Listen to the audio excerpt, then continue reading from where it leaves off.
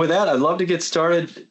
Jim, it's great to have you here. Thanks, I'm Jeff. looking forward to the conversation today on post-merger success, how to do smooth integration strategies. It's a fun topic specifically for those business owners out there, maybe presidents who are taking over a business or trying to sell a business or whatever it might be, or after they've sold a business. And I appreciate you coming. You have a unique mindset on this, especially with your being a shareholder and attorney at Fafinski, Mark and Johnson, and running their manufacturing practice group, and having done Fortune 500, general counsel for past companies. I really appreciate your thoughts on this topic today. Yeah, you're welcome, Jeff. Yeah, so with that being said, one of the things I'd like to get right into is when we talk about this main topic, this post-merger success, smooth integrations and strategies, the first topical area that I'd like to touch on is identifying the integration challenges early. Can you talk a little bit from your experience on what are the most common integration challenges companies face after a merger? Sure. First, I'd like to give a little bit of context, because I think what I'd like to do is to set the table for the intensity of the activity. Love it. I think when we do deals, it's not to say that the pre-closing activity is not intense. It is. It's the planning, it's the approach, it's the negotiation. Oftentimes it's the loggerheads, and you go away and there's bad feelings, and then you come back together, and then there's compromise on all the issues that led to the loggerheads. Then there's financing, and there's anticipation. And lives are potentially changed, particularly for the buyer and the seller. And then you finally consummate the deal. Money is exchanged. Money goes out of one account and into another account, and the deal is closed. And that is an intense experience. And there is a tendency for the buyer to take a deep breath and say, oh, it's finally over. This multi-month, sometimes multi-year process is now over, and we can get on with fulfilling the dreams of the planning. I would argue, with having seen 350, 400 deals in my life, that pre-closing activity somewhat pales in comparison to the actual integration. Now, there's exceptions. I get that. But the intensity of the integration, I think, is higher. And here's the reason. Integration activities, and I don't care whether you're talking about operations, whether you're talking about IT, or whether you're talking about executing on the sales plans. It is all, and I mean all, fundamentally a set of human challenges. Because almost uniformly, when there is a deal, the target, and this is just natural, it's not to say they're bad people, or their motivations are not pure, but there is a slowdown. And although from the purchaser standpoint, there is the perspective of, well, I'm buying this business and everybody's going to act the same and be the same, that generated the profits and the EBITDA upon which I actually arrived at a price and, paid that price. That is, in fact, not the case. There will be a slowdown, because the actual individuals who constitute the target will evaluate the deal based on how it impacts them. It's not going to say, oh, how can I make my department better? How can I make my team better? How can I drive even greater results? If they're not if they don't share in the equity of the new organization, everything is going to be evaluated in terms of individual impact. And that is going to necessarily mean a slowdown. Things will be more inefficient. People will not speak up. People will not identify problems early. And so this is fundamentally human behavior 101. And unless you understand all of the integration plans in terms of the individual impact, those plans will be suboptimized. And so there is going to be this period of 90, 120 days that unless there is a something substantive that fills a vacuum, which will be there in those early months, that vacuum is going to be filled by, well, what's best for me? And so, yes, there's a lot of segmented areas, IT, integration, management, rationalization of assets, rationalization of people, that all are part of normal plans. But in terms of whether those plans can be integrated or not, will fundamentally depend upon how the purchaser addresses the human issues that are necessarily part of the target. I'll stop there. No, that's awesome. Like, I feel like you've sat in on some of my calls over the last couple of weeks. Well, I've seen this movie 100 times. You know, it's like watching The Sound of Music or you know, some other famous movie. You know how it ends. Yeah. Because you've seen it before. You know the dialogue. And so saying that, like, think about, you know, you're talking to, let's say, a president. And, you know, hey, I've now got this. I'm in here. I've got this thing. Like, how do you recommend to proactively address the challenges? Well, I think the president or whoever is leading the integration, oftentimes the president and 3 or 4 trusted advisors. It depends upon the context of the deal. And if the context of the deal is this was a strategic or growth story, then that's one thing, and that has its own set of human implications. It generally means, say, for select departures, most of the people are going to be retained. If it is in fact it might be strategic, but if the fundamental rationalization is rationalization, cost cutting, often driven times by a premium price, well, that means people are going to lose their jobs. They're going to be affected as an individual. Their teams are going to be affected. Their families are going to be affected. And you simply have to be upfront and honest about that and then get on with it.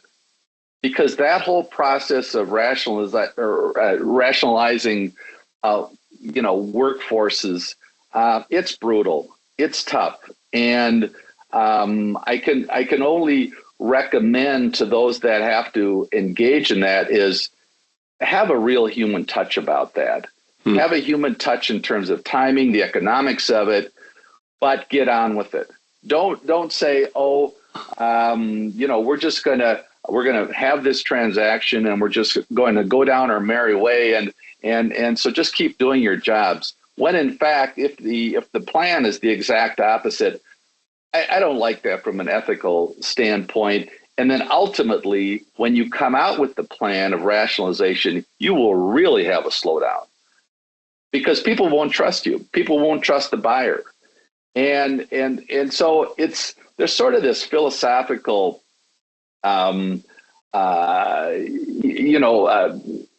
viewpoint as to whether, targets, whether, it's a very mechanical thing, whether it's just plug and play, doesn't matter what the individual is. It's just get the person with the skills, put them in the job, and life is going to go on and profits are going to be driven, or whether in fact you have a culture that drove value, which resulted in the premium price, and you want to maintain that culture.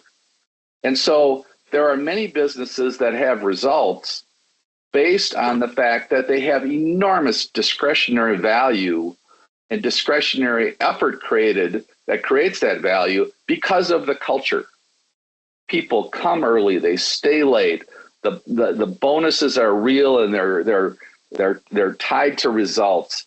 And not that any company is perfect, but local companies like Anderson Windows, where people share in the profits based on the results of the organization. They show up and they know what to do. There is a culture of productivity. There's a culture of problem solving. And if you come in and don't treat people right, that culture is destroyed. And hence your ability to drive even higher profits, higher EBITDA is destroyed in the process. So I can't overstate how important it is to understand these people issues. And I just gave you a few examples of how that plays out in real life. Because if a buyer overpaid or paid a really high premium price, and you expect immediate consistent results, and even think that their past results, say pay in the past 3 years, was something that was just going to automatically continue into the future, and you forget the people issues, those results will not extrapolate into the future. So from your perspective on that organizational stability, like you buy a company, you want to maintain, let's say in these really good culture situations, you want to maintain that stability, maintain that productivity that you've got. Is there, thinking through the people issues, thinking through how to maintain stability, even knowing there's going to be a drop after the sale and that you're going to try to ride out. Is there something a leader specifically should be doing? Like, is there specific activities that they should be thinking about to optimize that trough and that getting through that phase and not losing the culture, maintain the culture, whatever it is? Is there things that they can pragmatically do? Yeah, absolutely. There's two that come to mind. I think the burden is on the CEO to have really significant visibility. And this is where I'm talking about the intensity of the pre-closing activity somewhat pales in comparison. Because as company presidents know, leadership is just flat out messy. You think you've got plans, you tell people what to do and they don't do it. It's just flat out messy for a variety of legitimate reasons. And the messiness in terms of integration goes something like this. I think whether you're buying a company with one plant, or you're buying an organization with 12 employees or 1,000 employees, to the extent physically possible, you've got to generate and attend to meetings on a micro level. So whether you meet with departments or whether you meet with plants, to the extent it's possible, you've got to show up and you've got to be genuine. And people, we're talking from the Midwest. We have Midwest sensibilities. People sense fraudulent leadership in a nanosecond. And I just recalling on my own experience, I ran for political office, was elected, but not that I was any great shakes. But what I came to understand is that when you knock on doors and you introduce yourself to strangers, people will make a judgment, an almost unmovable judgment in about 5 seconds. They'll look at the way you show up. They'll look at your speech. They'll look at whether you're, whether you look them in the eye and address their specific issues. And I think it's the same with, presidents and others who are the leaders, who are the face of a deal, when they show up and want to start integrating a team. You have to be genuine. You have to lay out what you're going to say, fill the information vacuum, and then ultimately do what you say you were going to do. If you say, our benefits are better, they better be better. If you say your 401k match, you'll love our 401k, and somehow it's 0.5% less, they will always remember that. They will look at what not only the financial impact is, but then what their work environment is going to be like. But they'll start with their financial impact, because that is a direct impact on them personally. It's also a direct impact on their family. Whenever I was involved in a deal, I always figured out that for every employee, there was probably 3 other people that were dependent upon that particular job. And so, you were always talking to the employee, but then you were always talking to the people who weren't there and who you will likely never meet. And it's only when you realize that it's your genuineness, that's the only currency you have, that you will be able to integrate the deal and execute the plans, because that's ultimately what you're about. So genuineness of leadership and going face to face is number one. Now, sometimes the deal's so large you can't. So the fallback, of course, is town halls or Zoom meetings. But even those you can have within small groups, which will allow a limited back and forth question and answer.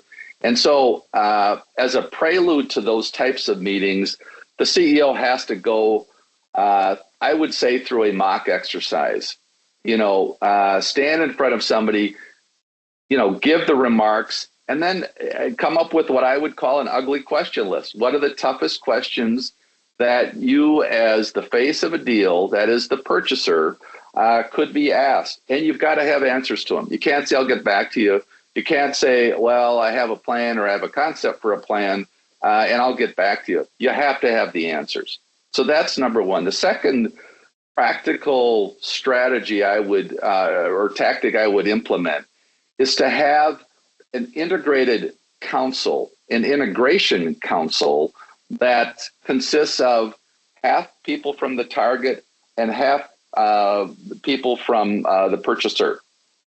And it doesn't matter really where they are in their relative organizations, but it has to be people who know the organization and who are going to come in and tell the truth. So I've seen it where if you've got, an administrative assistant, and this happens almost in every organization that's been there for 20 years, knows all the people, knows all the production leads, have seen the people come and go, knows what style works and what style doesn't. You're probably going to want that person, that admin, on the integration team, because that person will tell the truth and say, this certain person, really knows the software. We've got this,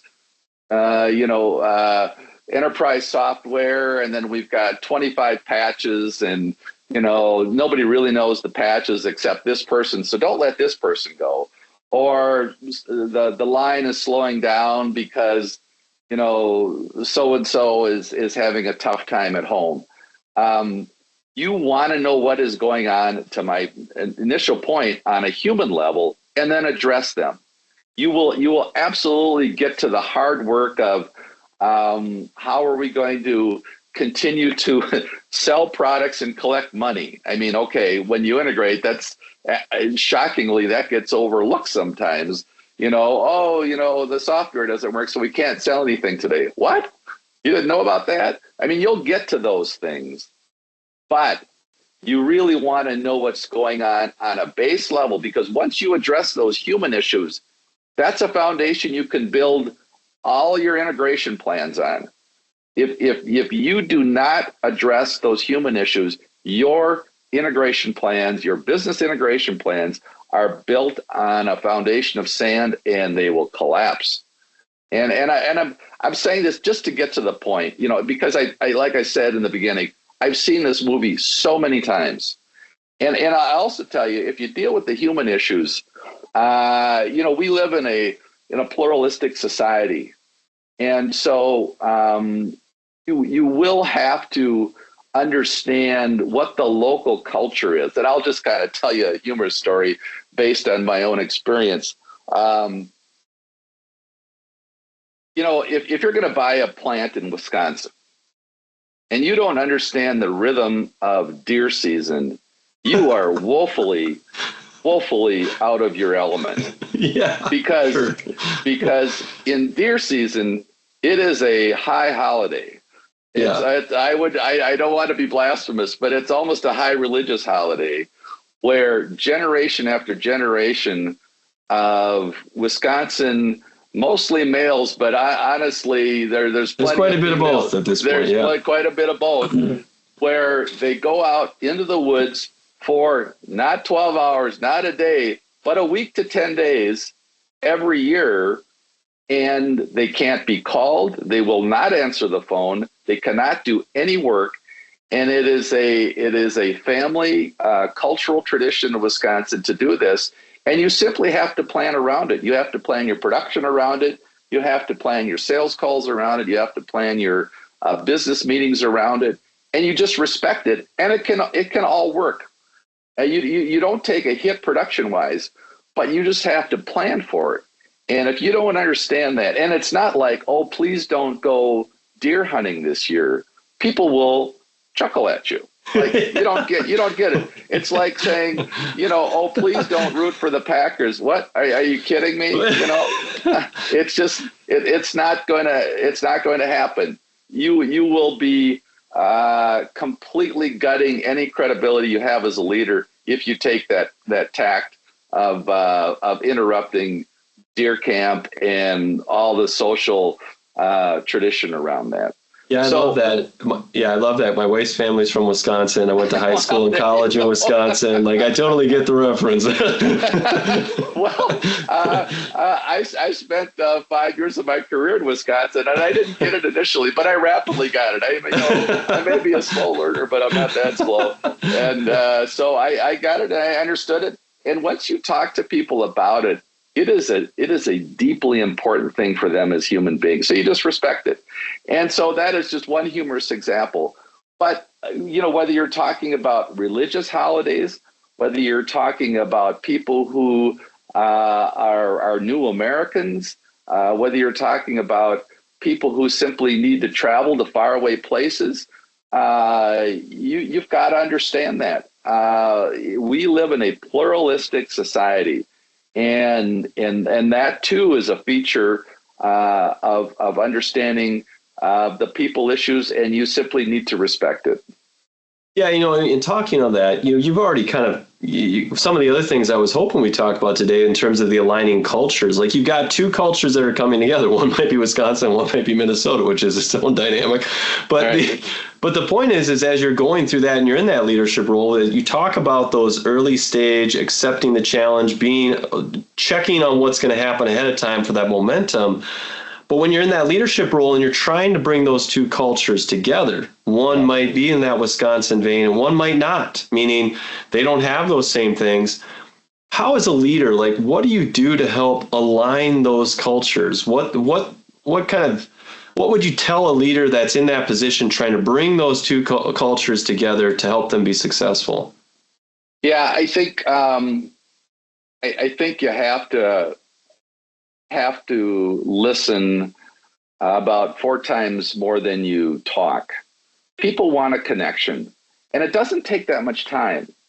You simply, there's a little bit of management by walking around. I know that's old. I know it's cliched. I know it's, from the 70s. We call them gimbal walks. I mean, they're never going to go away.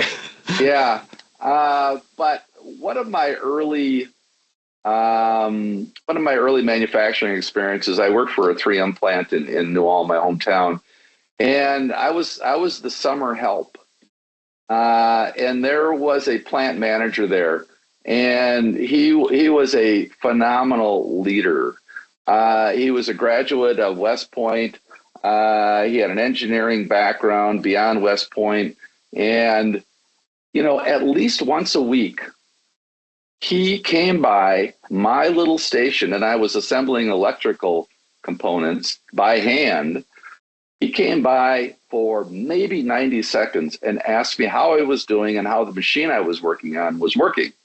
That was the most impactful thing that I could have witnessed and interacted with that motivated me. And my production, and as I reflect on it, my production went up permanently after he started doing this. And this was the plant manager. He had several hundred people. He had different manufacturing cells that, he had to worry about, and that he was himself was evaluated on, and, all the other things that a plant manager is responsible for in a highly technical environment. And those 3M plants are very technical, and they're run a certain way.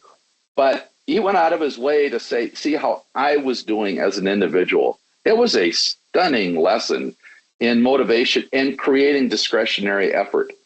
So I know there's only 24 hours in a day, but again, it goes to this intensity. If you're responsible for integration, there's no way your days are going to be less than 10 to 12 hours, mostly 7 days a week, because you're going to be traveling, you're going to be doing reports, you're going to be meeting with your team. It is really intense, and you can't rely on experts to do this.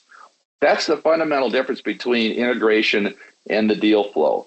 With the deal flow, you've got lawyers, you've got accountants, you've got investment bankers, you've got other manufacturing people, but this is a solo journey, and to be able to connect now.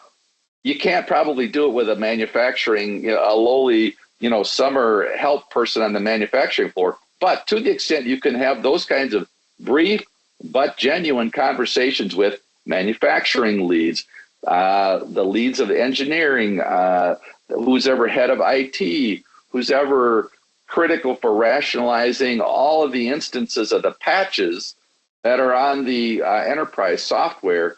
I mean, those people are putting in long hours, and they show up, and I don't know, do I feel like working today or don't I? Well, I haven't seen the CEO for 6 months and probably never will. I'm just going to put in the minimum amount of work. Maybe I'm getting paid for 8 hours and I'm only going to work for 4. But if that person has the briefest, genuine interaction with the leader, I'm telling you, they're going to get paid for 8, and they're going to give you 10 hours of value. I honestly, I've seen this over and over and over again. Yeah, that general connection that you've got with your leadership, I think this ties back into because the leader, let's say the president, CEO, whomever that is, part of their role as the cultural piece is also helping to share the vision. And so a lot of those questions that can come up at every level of the organization, They can reaffirm this is where we're going. And once people have a general vision they're all working towards, you get more inspired, you get more excited about the work you're going to do. So doing that through gimbal walks or the floor travel or whatever that is that you're working through, that I can understand the transfer of that vision being really important. Yeah. And to the point of the vision, it has to be more than aspirational. It has to be fairly specific. I mean, if the vision is we're going to be the best company we can be, well, I don't think that rings a bell. But if you say we're going to be the best at this particular feature of our industry, then you're getting more to bedrock. That's going to motivate people. Or I mean, say you're a food company and say we want to deliver high protein meals to 10% more of the population or underserved population. That's pretty motivating. You're talking about the human side of your work. And, I think people, at the end of the day, they want to do the right thing. They want to be part of something larger than they are. And sometimes you just, the nature of the work is such where you just can't have that super inspirational vision. But I think with the right thought, you can. I mean, at the end of the day, it could be economic development for a small town. But there's got to be something there that stirs human emotion that will then in turn generate discretionary effort. So if you think about it, we talked a little bit about cultural alignment. We've talked about this. So the next kind of piece is this developing a detailed integration plan. So if I'm doing the post-merger work and maybe I'm leading it or I'm part of that team, why is a detailed integration plan so crucial? What is it? Why is it important? What do I do about it? Like, talk to me about that planning process. Well, I think with an integration plan, you're playing both offense and defense. Number one, you really want to identify risk. You want to identify those things that will affect sales, that will affect, order to cash, as an example. You want to identify risks that will erode the base economic case that drove the value. And so maybe it's a single customer, maybe it's a single product line, maybe it's delivery schedules, maybe your promise is you're going to have a customized product in somebody's hands within 5 days after they order. And if you mess up the quality in that one, made up example, or you mess up the delivery, that's a high risk. So those systems that back up that example, you want to pay special attention to. And then on the offensive side, you want to drive growth. You want more customers writing you bigger checks on a regular basis. And so you want to not only defend your base economic case, but you absolutely want to exceed it for everybody's benefit. Certainly for the shareholders, certainly for management, certainly for rank and file employees, but you just want to win in the marketplace, generally speaking. And so you can't, and so that implies risk. That implies, maybe doing something different on the sales side. And all of that requires planning. It just can't be this, scattered approach to it. And so the more you can reduce those activities to writing, talk about them, refine them, execute, correct what you did wrong or what didn't produce the anticipated results, the better off you're going to be. I mean, this is absolutely like flying a plane. You have to know where you're starting from, and you have to know where you're going. And then when you run into some dark clouds or you get a little turbulence, you make adjustments to the controls. But you just don't say, well, I'm going to take off and figure out where I'm going to go. And so the plans are the thing that give you the direction and the coordinates as to where you're headed. And when you think about those plans, like the elements of those plans, I mean, people talk about sales, marketing, ops, engineering, finance, IT, HR. Yeah, those are the general, let's say, departments. And so you might have checklists under each of those departments or strategies for rollout or whatever. But is there anything that maybe people, when they get into those integration plans, they often miss, or there's parts of those elements that they should make sure they have every time they do an integration plan to do it well and do it effectively? Yeah, there's, I think we could talk about manufacturing and what goes on the shop floor and everything from supply chain to the value add to the delivery of the product. But I tell you where there is the most hiccups I've seen are in two areas: HR, surprisingly, and IT. And so let's take HR for example. I have never seen a target have the same salary and benefit structure as the acquirer. And so, sometimes you can get a peek in that during due diligence, but you really have to have a fully staffed and very mature HR leader so that you understand what their benefit package is, that is the targets, and then how you're going to approach that. Are you going to keep it? Are people happy with it? Has it been reduced in the past to raise profitability, to make it available for sale? Are people still bitter about it? Gosh, they took my 401k match from 6% down to 3% 2 years ago, so the fat cat owner could get a higher price. Do you need to reinstate that 6%? So making sure healthcare is another huge one where oftentimes there's higher premiums, the deductibilities go up. I mean, everyone on who listens to this is going to understand what the issues are relative to healthcare. But to integrate that so that when the deal closes, and quite soon afterwards, and I'm talking about, a week or two, you have regular HR meetings so that you can address this. And assuming that they're laid out now, 2 weeks might be aggressive, for some HR leaders, and say, wow, don't you want me to sleep? But the reality is that is going to lessen the time when you're going to have this really undeclared slowdown that I referenced at the beginning of the podcast. And so once people are comfortable with the social contract, which includes the financial contract, the implied financial contract, then you can get on with the hard business of, I need this, I need this, I need this. And really expecting the results as a consequence. And for the people that don't like it, and maybe it's going to be a lesser deal, you can't keep them around because they will undermine ultimately what you're trying to do. The second area is IT. I don't know a single perfect IT system for large companies.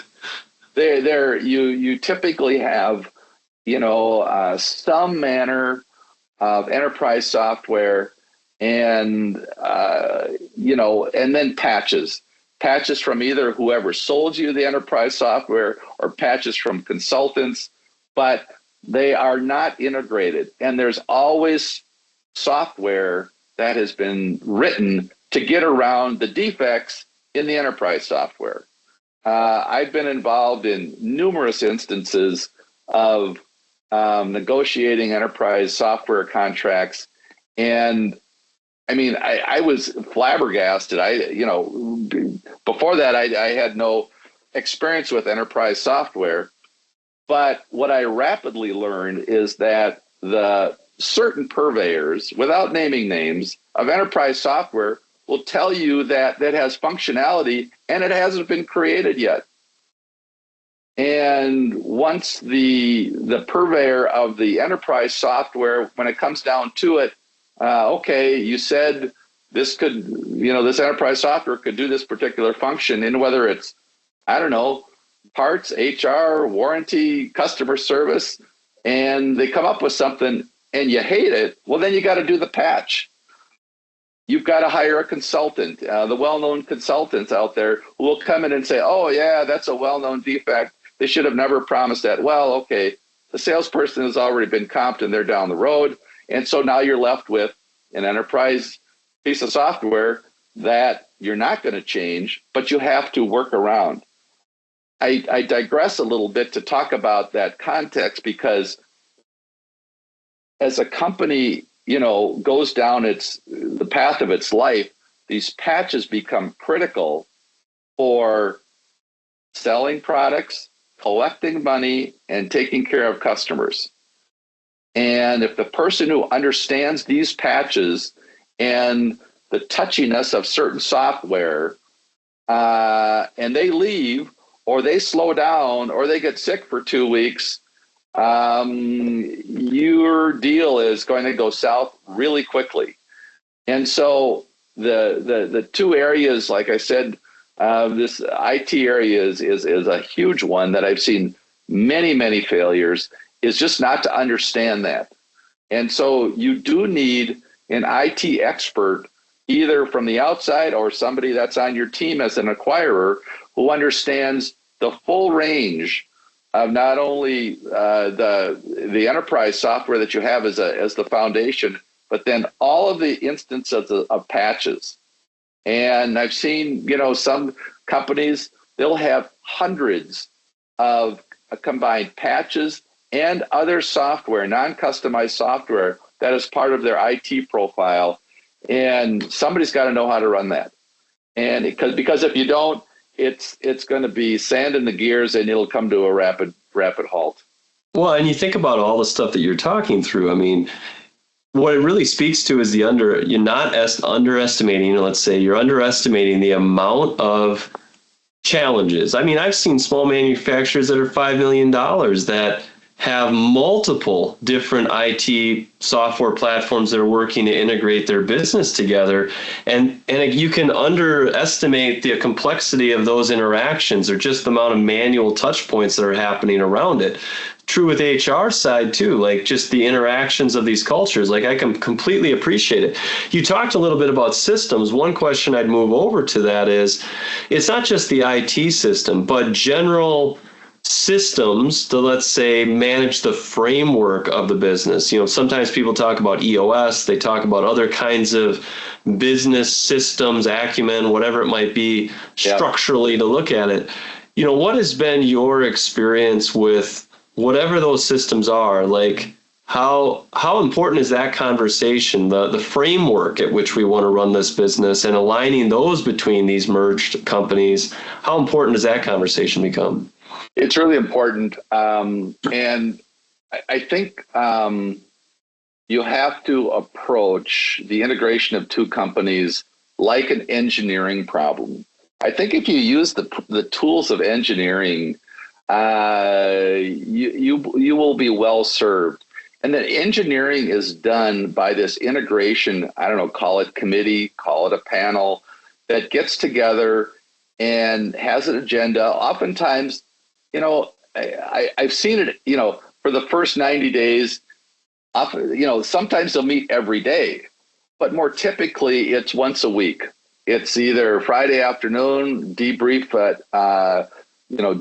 the week and set the agenda for the following week, or it's Monday. I think if people have the energy to do it, the Friday afternoon, what happened and what are we going to do next week is the most effective because people can prepare. And what I've seen happen is that, and to an engineering, so you put a prototype of a solution on the table and then look at it. Well, is this going to work? Are people going to understand this? Even what language you're going to use, not only the language of English in terms of the technical terms, but do you need to have it translated into others? I mean, I think Spanish is just an absolute given in our society, but depending upon the part of the country, it may have to be in several other languages. And so, and then you get at that prototype of a solution and then refine it. And then ultimately, you're not looking for the perfect solution. You're looking for a good solution. And then you talk about, when is it going to be deployed and executed? Who's going to be responsible for it? What are the measurements of success going to be? And then ultimately, who's going to report back and ask for more help if they need it? It's a resource-intensive environment. And this is where the financial modeling sometimes gets skewed because the actual resources that are needed for an integration are often underestimated during the planning stage. And so for HR, you may need 2x of your base HR costs. Engineering the same, IT for sure. And so that it's a temporary situation. I get it. But nevertheless, people, again, it goes to this point of, oh, it's just plug and play. Just tell people what to do and they'll do it. I completely disagree with that. Because when let's just take this issue of software. If you're going to, eliminate certain patches, or you're going to put in a whole new software regimen into the combined entity, you better, understand what it can do, and you have the ability to test it and to make sure the functionality actually works at whatever the receiver is going to be, whether that's a customer or an engineer or an outside partner. So if you think of all of these systems from a pure, let's call it engineering / product development perspective, I think that's a good framework for how you can get after, and regardless of the subject matter, get after a meaningful solution. Don't go for the perfect solution. If people have to give up some measure of functionality, but at the end of the day, you can create more products and you're going to have more customers and you're going to drive more revenue just because somebody had, their own particular work stream that was solved by a piece of software that's now going away. You got to let it go. Well, and so from that perspective, you're thinking about this discussion, how are we going to do this post merger success, talking through the HR, talking through the IT, talking about how to prep for it, understand how to be real as a leader. To close out the discussion, going back to this president, the CEO that's going through this process, are there 3 kind of final wrap-up points that you just want them to remember, things you want to keep in their minds? What would you want to tell them to kind of close this out? Be genuine. Be human. And listen. It's what's interesting. You just said those 3. They all have to do with how they interact with people. That's what because I think, and one level, and I hope I've driven this message. On one level, the subject matter is irrelevant. What I've given you with those 3 is the foundation for building up the solution to your integrated organization. Mm-hmm. And I can almost guarantee you that if you get the people issues right, you will wildly exceed your base economic case. So that is an awesome way to leave that. So we're talking about the success going through for somebody to have. If they have more questions, they can reach out to you, reach out to us. We'll connect that in the link of this. But again, Jim, thank you so much for joining us on this discussion today. This was awesome. Thank you. Really enjoyed it. Take care. Too.